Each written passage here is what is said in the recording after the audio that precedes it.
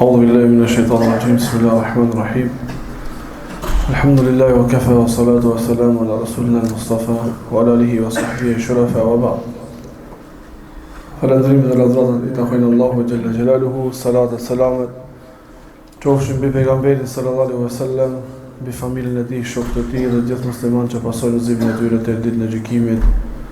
Allahumma amin.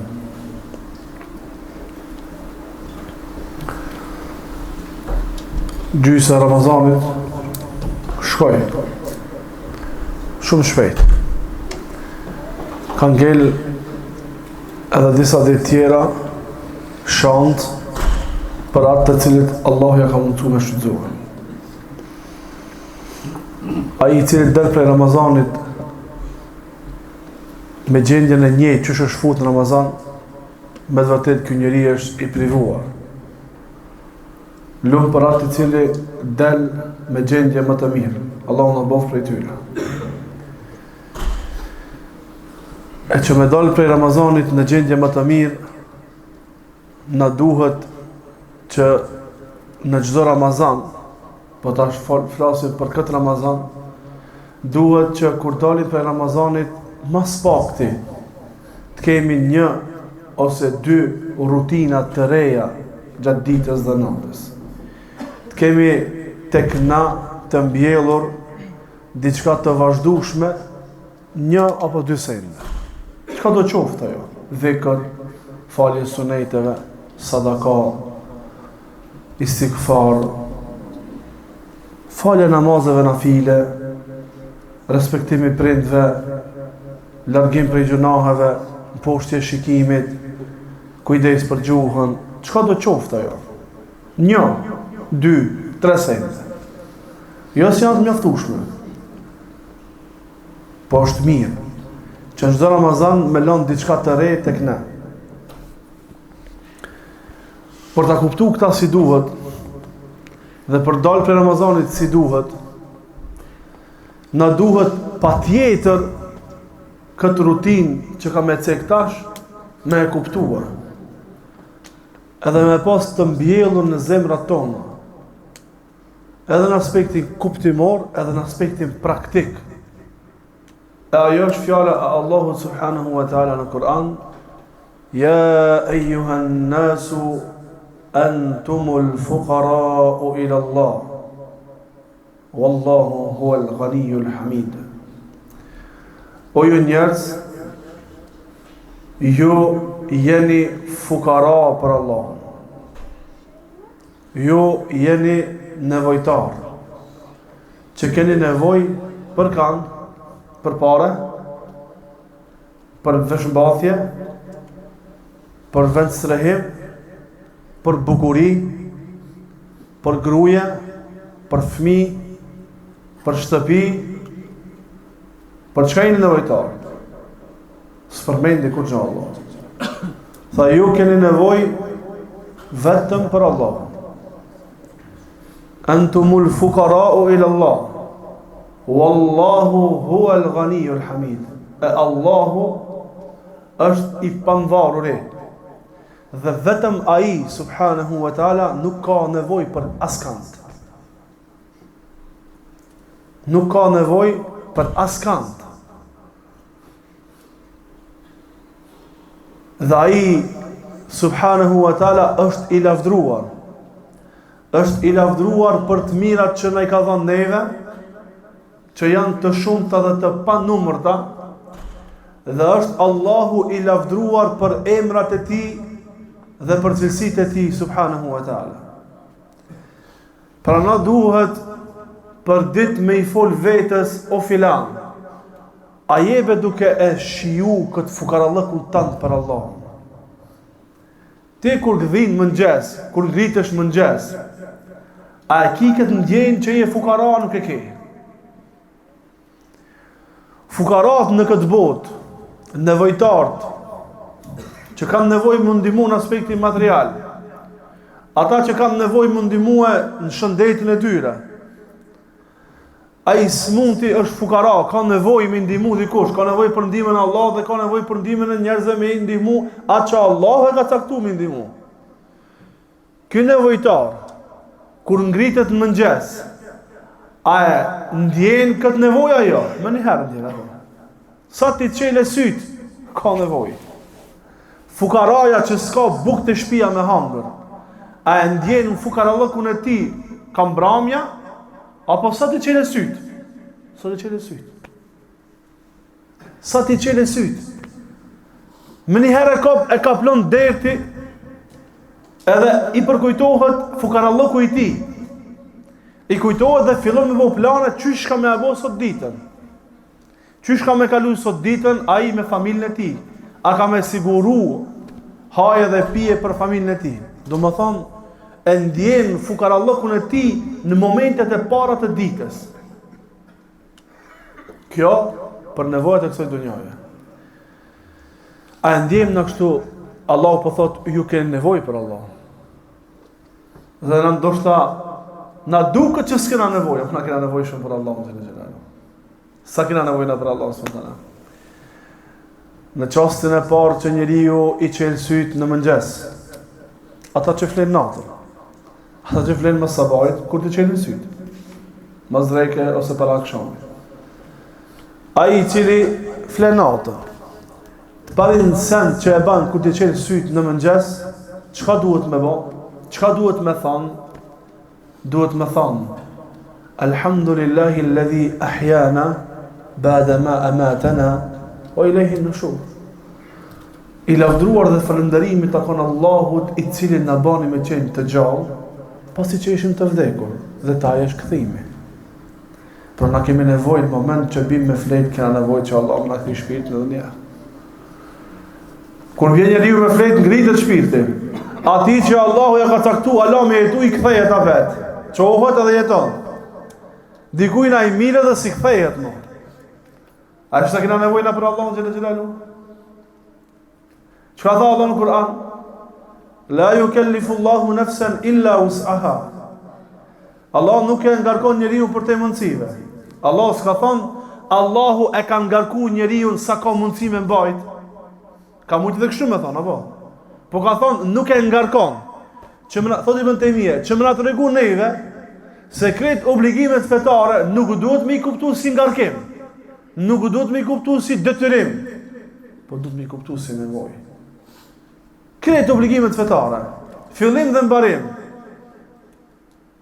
që na ka obliguar Allahu, ato që janë obligative dhe ato që janë vullnetare, ato që janë harame dhe ato që janë të uryera, krejta këto, realizimi i kësaj, Allahu na ka bërë këtë se kena nevojë na për ta. Na duhen neve, ne kemi nevojë. Jo sa Allahu ka nevojë. Që shërë në hadith, si kur të gjithë njerëzit të ishin në zemrën e më të devotshmit, që kur zemrën e pejgamberit sallallahu alajhi wasallam. Kjo nuk është në Allahu të pushtetin kur gja. Krejt mu ba, sikur Muhamedi sallallahu alajhi wasallam në devotshmëri ka që Allah. A fiton Allahu diçka? Për juve, nuk për Allahu xhelal xhelalu. Sikur krejt të jenë zemrën e iblisit, a i hup Allahu diçka? S'hup kur gja Allahu xhelal xhelalu. Huwa al-ghani, ajo është i pavarur, ai s'ka nevojë për juve. Wa antumul fuqara, ju keni nevojë për Allahun subhanallahu teala. A dhe na me kuptue në mënyrë të qartë se si është kjo, si kena na nevojë për Allahun subhanallahu. Tha pejgamberi sallallahu alaihi wasallam, al-imanu bid'un wa sab'una shu'ba. A'laha qawlu la ilaha illa Allah wa adnaha imatatu al-adha an at-tariqi wal haya'u shu'batun min al-iman. Imani është 70 e ca gradë, pjesë. Ma e larta, kulmi, kryesorja, bazamenti, është fjala la ilaha illallah Muhammed Rasulullah. Kjo baza. Krejt pjesë e imanit këtu mahën. Këtu është temeli. Që tash, qysh me e kuptu na që kena nevoj për fjallën la ilaha illallah, qysh me e kuptu. Thot, wa adnaha imatatul adha anit tariqi. Dhe pjesa me ult, apo grada me ult, e që është prej imanit, është largimi i pengesës prej rrugës. Wal haya'u shu'batun min al-iman. Edhe turpi është degë e imanit. Që tash, praktikisht, largimin e pengesave prej rrugë, a duhet me kuptu si detyrim, a si nevojë? A do të me kuptu se kina detyrim me largu pengesën, apo na kina nevojë me largu pengesat në rrugë? Në qoftë se fillojmë krejt me fuk pengesat në rrugë, kush të mrije me fuk ku të muje, apo neve na vështirësohet. Do më thonë, na pas kemi nevojë që mos mi hedh me duria në rrugë, përkundazi prej rrugë me i largu, kemi nevojë. Jo që ta ka imponu dikush, nuk dush me kuptu si imponim, si detyrim, si ngarkim. Dush me kuptu se ki nevojë, dal për rrugët pengona, e largon apo. Qështu si ki nevojë me largu pengesën prej rrugës, qështu ki nevojë edhe për namazin. Ki nevojë. Ki nevojë për agjërimin. Ki nevojë për me përmend Allahun. Ke nevojë me ul shikimin. Ke nevojë me kujdes për gjuhën tënde. Wal haya'u shu'batun min al-iman. Turpi është deg e imanit. A do me kuptu tash turpi si detyrim? Si vështirësia, si ngarkesa. A do me kuptu si nevojë. Ki nevojë me kon marrëxhi, me tor marrë. Sa ata që s'kan marrë, kanë lajt ato. Njerë për ata, po. Tash turpi me kuptu se ti ki nevojë me pas turp. Se në moment që s'ki turp është problem. Është problem edhe për ty, është problem edhe për shoqërinë ku ti jeton, edhe për familjen tonë, edhe për këtë problem. Pse? Se tha pejgamberi se turpi nuk të bie vetë se haj, vetë mirë bie turpi. E nëse heket turpi, o problem. O problem. Na duhet me pas marrë prej Allahut subhanahu taala, me pas marrë prej njerëzve. Çfarë thot populli? Marrja e manjerin. Turpi e manjerin. Në kjo realitet, në moment që të plasë të na çka thojmë, elhamdulillah që ti fëmijës ja plasëm marrën. No ky u prish. S'themi u prish, ama për të marrë themi ja plasëm, su u marroj kë shumë, u skuq kë shumë. E tash kena arrit shumë grada të larta se që ti ja plasëm marrën. Që ti e prishëm, e shkatron këtë. Për shkak se kur s'ka njëri marrë, çfarë tha pejgamberi sa? Idha lam tastahi fasna ma shi. Si mos kish marrë ban çka dush. Nuk do të thonë si mos kish marrë ban çka dush. Po si mos kur njëri s'ka marrë, ban çka s'ban. E tash me pas marrë, a duhet me kuptue si imponim, si detyrim, si ngarkesë, a duhet me kuptu si nevojë. Po na kena nevojë me pas marrë.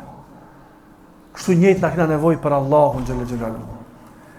Na duhet që pikti Ramazani me dalë dhe këtë ndjenë me pas të ngulitur në zemrat tona, se ne kemi nevojë për Allahun, o vëzni, dhe ju motra. Shumë kena nevojë për Allahun. E përmenda në një prej këshillave, Ademi a.s. Allahu e krijoi me durë të veta. Dhe kjo privilegj për Ademi a.s. Allahu ja dha shpirtin. Allahu e lan xhennet. Çka doje me ba. Allahu bani që me laqët me i ba sejdë, që me janë gritë gradën Ademit. Shenjë sejdë respekt, jo sejdë adhurimi. Allahu me laqët, Gjibril a.s. me laqët shumë, dhe banën sejdë me laqët për Ademit a.s. Allahu e përzu iblisin prej xhennetit për Ademin a.s. se zboni sejdë. Nuk e ngoj Allahun dul prej xhennetit. Allahu i atërheqi vërejtën, i tha, o Adem, ai është armik i jodi dhe i bashkëshortës tanë. Ai është armik i përvetumi juve. Kujdes prej intrigave të ti. Dhe kret knatësit e xhennetit i pas, vetëm një send Allahu ja ndaloj. Dhe pas krejt këti realiteti, Ademi a.s. shkoj edhe e hangër zot pemë. Kjo çka na mëson neve? Në qoftë të se Ademi a.s. ka pas nevojë për Allahun xhel xhelalu. Po na, po ti, sa kena në nevojë që Allahu na ndrojë?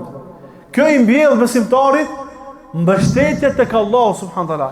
E kush ka tevekul te Allahu? Tevekul te Allahu ka ai i cili është i bindur se është fukara dhe ka nevojë për atë i cili ka minimu. A këtë rast Allahu subhanahu wa taala.